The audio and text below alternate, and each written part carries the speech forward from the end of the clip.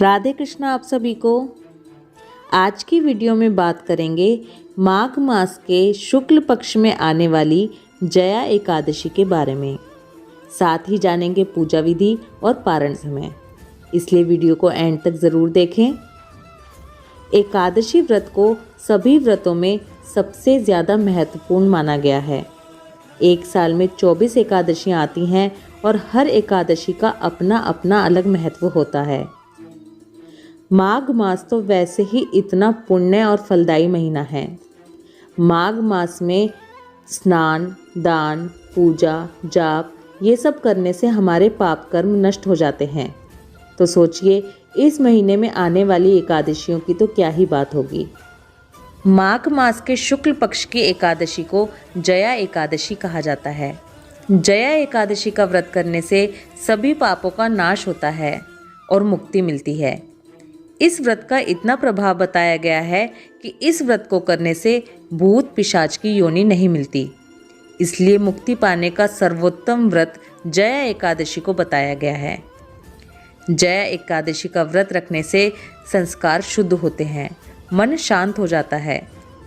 जया एकादशी के दिन भगवत गीता के 11वें अध्याय का पाठ करने से भगवान कृष्ण की कृपा मिलती है और मुक्ति का मार्ग खुलता है। पद्म पुराण में निहित है कि जया एकादशी का व्रत करने से व्यक्ति को सभी पापों और अधम योनि से मुक्ति मिलती है। साथ ही जीवन में सभी भौतिक और आध्यात्मिक सुखों की प्राप्ति भी होती है। भगवान श्री कृष्ण ने इस व्रत की महत्ता के बारे में अर्जुन को बताया है। भगवान कहते हैं, नीच से नीच और अधम योनि में जन्म लेने वाले व्यक्ति को भी जया एकादशी व्रत करने से मरने के उपरांत मोक्ष की प्राप्ति होती है। ऐसा कहा गया है कि इस व्रत से उपासक को अग्निष्टोम यज्ञ के तुल्य फल की बराबर प्राप्ति होती है।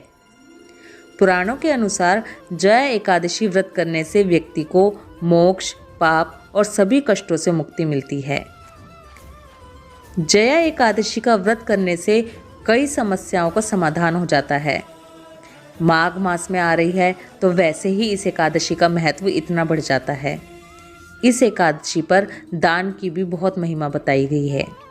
चलिए अब ये जानते हैं कि इस साल यानी कि 2025 में एकादशी तिथि कब है। एकादशी तिथि शुरू हो रही है 7 फरवरी रात 9:26 पर और ये एकादशी तिथि समाप्त हो रही है 8 फरवरी रात 8:15 पर। उदय तिथि को मानते हुए और बहुत ही शुभ संयोगों के साथ इस बार एक ही दिन की एकादशी है जो कि 8 फरवरी को है। सभी मंदिरों और सभी संप्रदायों में इसी दिन एकादशी मनाई जाएगी। पूजा विधि की बात करते हैं। एकादशी व्रत के नियम दशमी से ही शुरू हो जाते हैं, इसलिए दशमी के दिन तामसिक भोजन का त्याग करेंगे। सूरज छिपने से पहले खाना खा लेंगे। ब्रह्मचर्य व्रत का पालन करेंगे। माघ मास में सूर्योदय से पहले किसी तीर्थ या नदी में स्नान करना चाहिए, लेकिन अगर पूरे महीने ऐसा नहीं कर पा रहे हैं तो कम से कम जो विशेष तिथियां होती हैं उन पर ऐसा ज़रूर करें। नदी पर जाकर स्नान करें। अगर ये पॉसिबल नहीं है तो एकादशी के दिन सुबह सूर्योदय से पहले उठकर पानी में गंगा जल मिलाकर और तिल मिलाकर तिल का उपटन लगाकर स्नान करेंगे। हमने माघ महात्म्य में भी सुना था कि एक व्यक्ति माघ में केवल 2 दिन स्नान करने से स्वर्ग में गया था। पहले दिन के स्नान से उसके सारे पाप नष्ट हो गए थे और दूसरे दिन के स्नान से उसे स्वर्ग मिला था। नहाने के बाद पूरे घर में गंगा जल के छींटे लगाएंगे। इसके बाद पूजा की तैयारी करेंगे। कोशिश करें कि एकादशी वाले दिन या फिर जो भी घर में आप धार्मिक कार्य पूजा पाठ करते हैं उस दिन काले या नीले कपड़े ना पहने। अपने लड्डू गोपाल, शालिग्राम जी या जो भी सेवित श्री विग्रह आपके पास हैं उनको पंचामृत से स्नान कराएंगे। उसके बाद उनका सुंदर श्रृंगार करेंगे और उनको इत्र लगाएंगे। भगवान को पीले फूल अर्पित करेंगे। फल, तिल से बनी मिठाई, खीर इन सब का भगवान को भोग लगाएंगे। भगवान को तुलसी दल अर्पित करेंगे। याद रखें कि एकादशी और द्वादशी के दिन तुलसा जी तोड़नी नहीं चाहिए। इसके बाद धूप बत्ती जलाएंगे। घी या तिल के तेल से दीपक जलाएंगे। माघ के महीने में तिलों का विशेष महत्व होता है, इसलिए अगर हो सके तो एकादशी के दिन तिल से हवन करें। इस दिन दान अवश्य ही करें। इसके बाद अपने व्रत का संकल्प लेंगे। इसके बाद एकादशी व्रत की कथा सुनेंगे। एकादशी माता की आरती करें, विष्णु सहस्त्र नाम का पाठ करें। इस दिन नारायण स्तोत्र का पाठ करना भी बहुत अच्छा होता है। कहा जाता है कि इस दिन नारायण स्तोत्र का पाठ करना शुरू करें और 21 दिन का नियम लेने से मनोकामना पूरी होती है। आप लोग रोज़ माघ मास महात्म्य सुन रहे होंगे। पूजा करने के बाद अपना माघ मास का महात्म्य सुनेंगे। मैंने अपनी पहली वीडियो में भी आपके साथ एक बात शेयर की थी कि जब भी आप कोई कथा, आरती, भजन, महात्म्य आदि सुने तो उसकी आवाज़ थोड़ी तेज़ रखें या फिर उच्च स्वर में उसका पाठ करें, जिससे कि आसपास के लोग, जीव जंतु, कीड़े मकोड़े, फल फूल, पेड़ पौधे सब इस कथा को सुन सकें। क्या पता हम किसी को उसकी योनि से मुक्ति दिलाने के निमित्त बन सकें।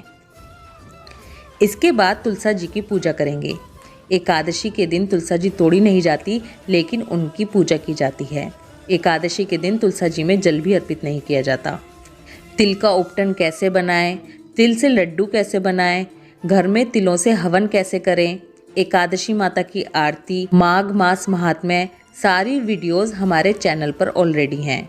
सभी वीडियोस के लिंक मैंने नीचे डिस्क्रिप्शन में दिए हैं, एक बार चेक ज़रूर करें। इसके बाद पूरा दिन ओम नमो भगवते वासुदेवाय नमः इस मंत्र का जाप करेंगे।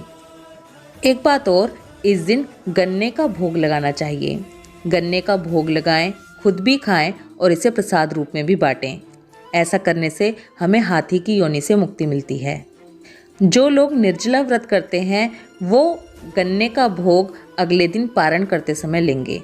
जो लोग निर्जला व्रत करते हैं वो सीधा अगले दिन पारण करेंगे। और अगर आप ऐसा नहीं कर सकते तो शाम को व्रत खोलेंगे और कूटू या सिंगाड़े से बने आटे का फलहार लेंगे। कोशिश करें कि एकादशी व्रत के दिन रात्रि जागरण करें। एकादशी व्रत में रात्रि जागरण का बहुत बहुत अधिक महत्व बताया गया है। अगले दिन यानी कि द्वादशी के दिन पूजा करने के बाद और ब्राह्मणों को दान देने के बाद अपने व्रत का पारण करेंगे। अगले दिन यानी कि द्वादशी के दिन चावल के 2 दाने के साथ व्रत का पारण किया जाता है। जैसा कि मैं अपनी हर वीडियो में बताती हूँ, एकादशी व्रत का पारण सही समय पर करना बहुत बहुत ज़रूरी होता है, तभी हमें व्रत का पूर्ण फल मिलता है। हमने माघ मास महात्म्य में सुना था कि एकादशी का व्रत करके अगले दिन तेल ना तो खाना चाहिए और ना ही शरीर पर लगाना चाहिए। वैसे तो ऐसा हमें पूरे साल ही ध्यान रखना चाहिए, लेकिन अगर पूरे साल ऐसा करना पॉसिबल नहीं है तो कम से कम माघ मास में इस बात का ध्यान ज़रूर ही रखें कि एकादशी का व्रत करें और अगले दिन ना तो तेल खाएं और ना ही लगाएं। अब आपको पारण समय बताती हूँ। जया एकादशी व्रत का पारण 9 फरवरी सुबह 7:03 से लेकर सुबह 9:15 के बीच में किया जाएगा। इसी अवधि के बीच में हमें अपने एकादशी व्रत का पारण करना है। पुराणों में कहा गया है कि जया एकादशी के दिन जुआ खेलने से वंश का नाश होता है। जया एकादशी के दिन चोरी करने से 7 पीढ़ियों को पाप लगता है, इसलिए ऐसा बिल्कुल भी ना करें। एकादशी व्रत के दिन या कोई भी अगर आप व्रत रख रहे हैं या फिर कोई स्पेशल पूजा घर में कर रहे हैं तो उस दिन गुस्सा ना करें, झूठ ना बोलें, किसी की चुगली ना करें और बहुत ध्यान रखें कि हमारे हाथ से कोई जीव हत्या ना हो। ऐसा करने से हमारे व्रत का फल जो है वो कम हो जाता है। आई होप इस वीडियो में दी गई इन्फॉर्मेशन आपके लिए हेल्पफुल होगी।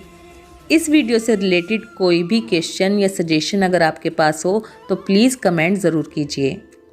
ये जानकारी सभी लोगों तक पहुँचे इसलिए वीडियो को ज़्यादा से ज़्यादा शेयर कीजिए। याद रखिए कि केवल मनुष्य योनि ही ऐसी है जिसमें हम पुण्य कर्म कर सकते हैं।